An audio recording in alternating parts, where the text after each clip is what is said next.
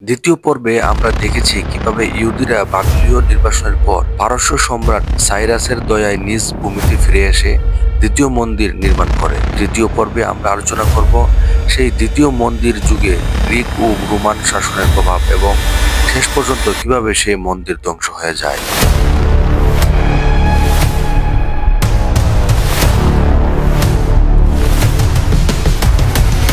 Greek শাসন ও Hellenistic প্রভাব খ্রিস্টপূর্ব ৪র্থ শতকে আলেকজান্ডার দ্য গ্রেট পারস্য সাম্রাজ্যকে পরাজিত করে এবং পুরো অঞ্চল গ্রিক শাসনের অধীনে নিয়ে আসে।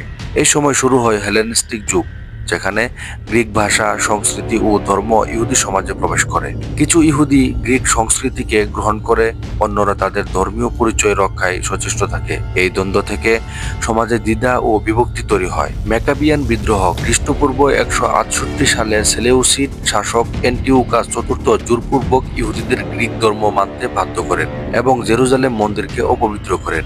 এর জবাবে ইহুদি পরিবার ম্যাকাবিয়ান নেতৃত্বে বিদ্রোহ করে। বিদ্রোহ সফল হয় এবং খ্রিস্টপূর্ব ১৬৪ সালে দ্বিতীয় মন্দির পুনরুদ্ধার করা হয়। এই ঘটনাকে স্মরণ করে ইহুদিরা হানুকা উৎসব পালন করেন।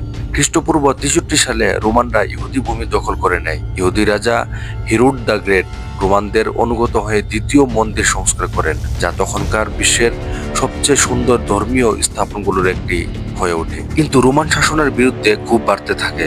রোমানরা ট্যাক্স আরোপ করে, ধর্মীয় স্বাধীনতা সংকুচিত করে এবং অনেক সময় মন্দির অপমান করে। ৬৬ খ্রিস্টাব্দে ইহুদিরা রোমানদের বিরুদ্ধে বিদ্রোহ করে।